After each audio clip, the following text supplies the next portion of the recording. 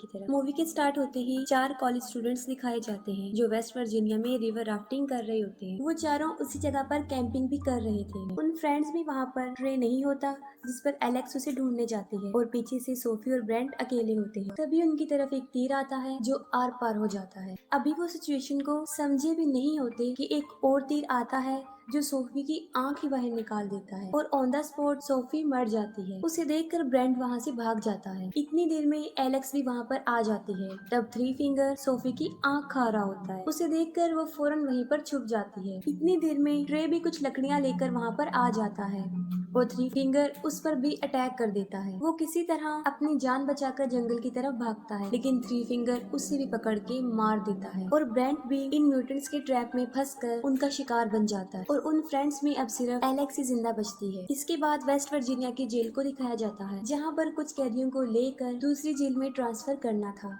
और ये जिम्मेदारी 3 पुलिस ऑफिसर्स को दी गई थी। वो टोटल कैदी 5 थे जिनमें एक था जेविस जो माफिया ऑर्गेनाइजेशन का हेड था और ये सब कुछ उसी के लिए हो रहा था। उनका ट्रांसफर 2 हफ्ते बाद होना था लेकिन पुलिस को ये पता चलता है कि जेविस के आदमी रास्ते में बस को हाईजैक कर सकते हैं और वो जेविस को छुड़वाकर ले जाएंगे और यही वजह है कि उन्होंने इमरजेंसी ट्रांसफर प्लान किया और साथ में अपना रूट भी चेंज कर दिया और उनका नया रूट वो खतरनाक वे था यानी पेपर मिल रोड। वो सब कैदियों को बस में बिठाकर वहाँ से चल पड़ते हैं। रास्ते में वो एक पुलिस स्टेशन पर स्टॉप करते हैं और वहाँ पर उन्हें शेरिफ कार्ल और डेप्यूटी लेन मिलते हैं और वहीं हमें थ्री डोर्स भी दिखाया जाता है जो थ्री फिंगर का नेफ्यू है और ये वही है जो पिछले पार्ट में लास्ट सीन में एक छोटा बच्चा होता है जिसे थ्री फिंगर फीड कर रहा होता है और अभी भी वो इतना बड़ा नहीं हुआ होता लेकिन फिर भी वो ट्रैप सेटअप कर रहा होता है लेकिन वो खुद ही ट्रैप में फंस जाता है। तब थ्री फिंगर आकर उसकी हेल्प करता है और फिर वो दोनों मिलकर उस सेटअप को बिल्कुल सेट करके वहाँ से चले जाते हैं। दूसरी तरफ वो सब पुलिस स्टेशन में कुछ देर रेस्ट करने के बाद अपनी जर्नी पर चल पड़ते हैं। पेपर मिल रोड पर चढ़ते ही एक ट्रक उनका पीछा करने लग जाता है और वो थ्री फिंगर होता है। वो ट्रक के टायर में रेजर वायर फंसाकर उसे पंक्चर कर देता है जिससे वो बस कंट्रोल से बाहर हो जाती है और रोड से नीचे गिर जाती है। थ्री फिंगर ट्रक से उतरकर उन्हें देखने जाता है लेकिन उस वक्त उन पर हमला नहीं करता। पुलिस ऑफिसर ने सब कैदियों को बाहर निकालता है और इसी दौरान मौके का फायदा उठाकर जेविस उससे गन छीन लेता है और तभी पीछे से पुलिस ऑफिसर प्रेस्लो आकर जेविस पर अपनी गन तान देता है लेकिन इससे पहले कि वो कुछ कर सकता एक चाकू आकर सीधा उसकी गर्दन में घुस जाता है जिससे मौके पर ही उसकी मौत हो जाती है। सारे कैदी समझते हैं कि ये सब कुछ जेविस के आदमी कर रहे हैं और तभी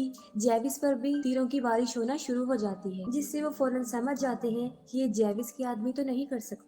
जेविस नेट को कहता है कि वो सबकी हथकड़ियों को खोल दे जिस पर नेट उसे जवाब देता है कि चाबी तो बस के अंदर ही रह गई है और बस को पूरी तरह आग लग चुकी थी और वो किसी भी टाइम ब्लास्ट हो सकती थी। एक पुलिस ऑफिसर वाल्टर भी बस के अंदर ही होता है और जब नेट चाबियां लेने बस में जाता है तो वो बिल्कुल ठीक वक्त पर वाल्टर को वहाँ से निकाल लेता है। नेट जो चाबियां लेकर आया था वो बिल्कुल बेकार हो चुकी थी लेकिन फिर भी जेविस उसे नहीं मारता क्योंकि उसे पता होता है कि सिर्फ नेट ही है जो उन्हें इस जंगल से निकाल सकता है। और तभी वो लोग आगे बढ़ते हैं और झाड़ियों में से एक लड़की बाहर निकलती है जो नेट पर अटैक कर देती है और वो लड़की एलेक्स थी। वो उन्हें बताती है कि यहाँ पर एक म्यूटेंट रहता है जो लोगों को मारने के बाद उन्हें खा लेता है लेकिन कोई भी उसकी बात पर यकीन नहीं कर रहा था। हालांकि वो राफ्टिंग के बारे में भी बता चुकी थी जिस पर जेविस उसे उनकी लोकेशन तक लेकर जाने का कहता है। उसका बात करने का अंदाज रिक्वेस्टिंग बिल्कुल भी नहीं था और वो उन्हें वहीं ले जाती है और रास्ते में उन्हें एक बस मिलती है जो बिल्कुल पलटी हुई होती है जो पीछे से लॉक थी। जेविस नेट को उसकी कैब चेक करने के लिए भेजता है और वहाँ पर उसे उसकी चाबी और एक बंदूक मिल जाती है और वो गन वो वाल्टर को दे देता है और जब वो वैन को चेक करते हैं तो वो देखते हैं कि वो पैसों से भरी हुई है। इतने पैसे देखकर वो सब हैरान हो जाते हैं और जेविस उन्हें 2-2 बैग उठाकर वहाँ से जाने को कहता है और सब लोग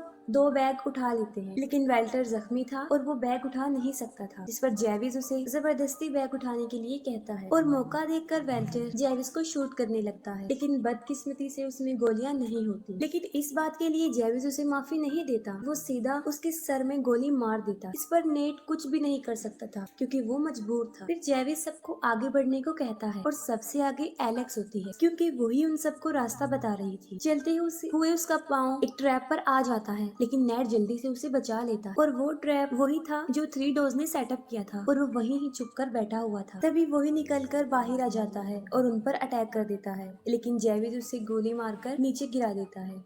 एलेक्स उन्हें बताती है कि ये वो म्यूटेंट नहीं है जिस पर जेविस को एक आइडिया आता है और वो थ्री फिंगर के लिए कोई क्लू छोड़कर आगे बढ़ता है। और जब थ्री फिंगर वहाँ पर पहुँचता है तो उसे थ्री डोर्स का सर एक लकड़ी पर रखा हुआ मिलता है, जिसे देखकर वो पागल हो जाता है। यानी अब पहले से भी ज्यादा वो अपने होश खो बैठा था। आगे बढ़ते हुए उन्हें कोई चीज लटकी हुई नजर आती है, जिसे जेविस पकड़ लेता है, जिस पर विली फौरन समझ जाता है कि ये उनके लिए बिछाया गया एक ट्रैप है। और वो जेविस को आगे धकेलकर उसे बचा लेता है, जिसकी उसे बहुत भारी कीमत अदा करनी पड़ती है। वो अपनी ही जान से हाथ धो बैठता है और जेविस उसे उसकी जान बचाने का बदला ये देता है कि वो उसकी टांगे ही काट देता है, क्योंकि ऐसा करने से विली उनके चिन्ह से अलग हो जाता है और वो आसानी से आगे बढ़ जाते हैं। दूसरी तरफ पुलिस स्टेशन में डिप्यूटी लेन को 2 दिन पहले मिसिंग हुए 4 स्टूडेंट्स की लीड मिल जाती है और शेरिफ के पास नेट की अभी कोई कॉल भी नहीं आई थी, जिससे वो काफी फिक्रमंद होता है। वो सोचता है कि शायद उनकी बस को किसी ने हाईजैक कर लिया है और वो उन लोगों को ढूंढने जाता है और लेन उन कॉलेज स्टूडेंट्स को ढूंढने जाते हैं। दूसरी तरफ वो सब एक पुराने केबिन में पहुंच जाते हैं, जहाँ पर कुछ टूल्स उन्हें मिलते हैं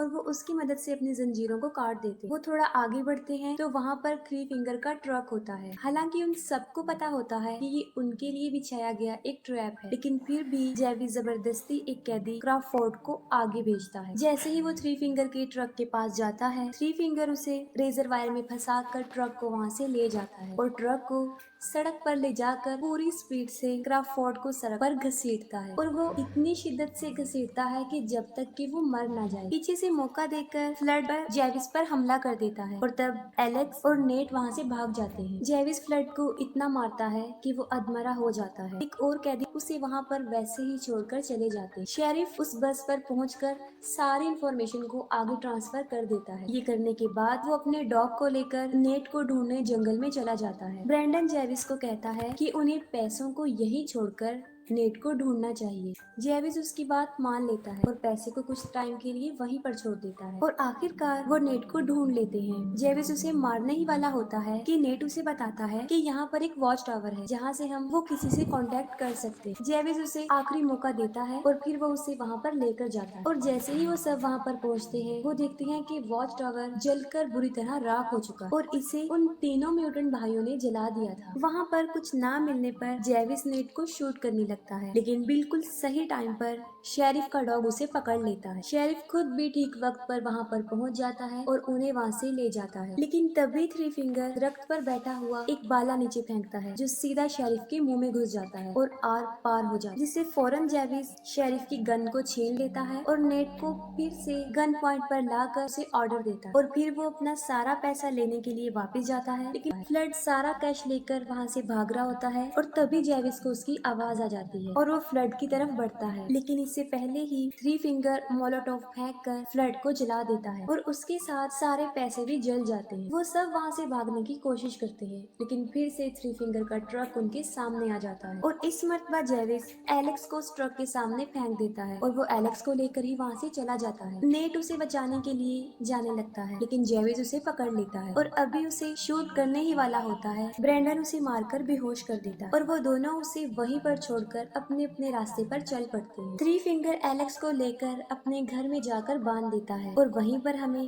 डेप्यूटी लेन की बॉडी भी मिलती है, क्योंकि इससे पहले थ्री फिंगर उसे भी पकड़कर मार चुका था। ब्रेंडन वहाँ से भाग रहा होता है और इतनी ही देर में जेविस वहाँ पर आकर उसे मारकर बेहोश कर देता है। वो आगे बढ़ने लगता है, तभी थ्री फिंगर वहाँ पर पहुँच जाता है और उन दोनों की बहुत बड़ी लड़ाई होती है। जेविस थ्री फिंगर को इतना मारता है कि उसकी शक्ल ही बिगाड़ देता है और उसका फेस इतना बुरा बन जाता है कि वो पहचान में नहीं आता पहले से भी ज्यादा। लेकिन लास्ट में थ्री फिंगर ही जेविस पर भारी पड़ जाता है। वो उसकी खोपड़ी खोलकर उसका दिमाग खा लेता है और अपनी जीत को सेलिब्रेट करता है। नेट को शेरिफ का डॉग मिल जाता है, जो उसे एलेक्स के पास लेकर जाता है। वो एलेक्स को छुड़ाकर वहाँ से निकलने लगते हैं, लेकिन थ्री फिंगर वहाँ आकर उन पर हमला कर देता है। थ्री फिंगर नेट को मारने ही वाला होता है कि तभी एलेक्स वही लकड़ी जिस पर थ्री डोज का सर रखा था, वो थ्री फिंगर को पीछे से मारती है, उसके अंदर घुसा कर उसे मार देती है और वो दोनों उसका ट्रक लेकर वहाँ से चल पड़ते हैं। लेकिन थ्री फिंगर अभी मरा नहीं होता और वो फिर से उनके ट्रक के सामने आ जाता है और उनके ट्रक पर चढ़ जाता है। वो नेट को पकड़ लेता है,